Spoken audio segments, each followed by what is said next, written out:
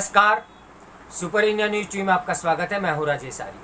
आइए देखते हैं आज का विशेष समाचार। परिवारवाद की राजनीति। हैदराबाद में आयोजित भारतीय जनता पार्टी की राष्ट्रीय कार्यकारिणी की बैठक में प्रधानमंत्री नरेंद्र मोदी और गृह मंत्री अमित शाह ने परिवारवादी दलों पर जिस तरह निशाना साधा, उससे ये नए सिरे से स्पष्ट हो रहा है कि भाजपा ऐसे दलों के खिलाफ अपना अभियान और तेज करने वाली है। प्रधानमंत्री एक अरसे से परिवारवाद की राजनीति को लोकतंत्र के लिए बड़ा खतरा बता रहे हैं। यह सही भी है, क्योंकि परिवारवाद की राजनीति एक तरह की सामंतशाही है और लोकतंत्र में सामंतशाही मानसिकता के लिए कोई स्थान नहीं हो सकता।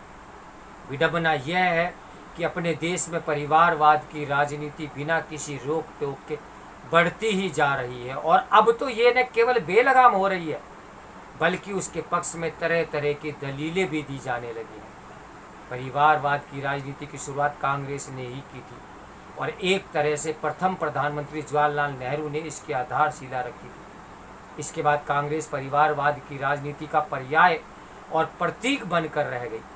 आज उसकी दुर्दशा का एक बड़ा कारण परिवारवाद की राजनीति ही है। एक समय था जब अन्य राजनीतिक दल कांग्रेस का विरोध इस आधार पर करते थे कि वह वंशवाद की राजनीति को पोषित कर रही है, लेकिन वक्त के साथ ऐसे दलों ने भी इसी राजनीति को अपना लिया।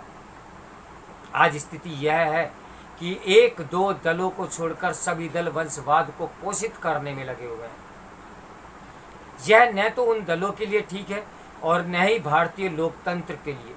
वंशवाद की राजनीति के कारण दलों में आंतरिक लोकतंत्र का जो अभाव है वह लगातार बढ़ता जा रहा है। अब तो कुछ दल ऐसे भी हैं जिनमें पार्टी प्रमुख के परिवार का प्रत्येक बालिग सदस्य राजनीति में सक्रिय है।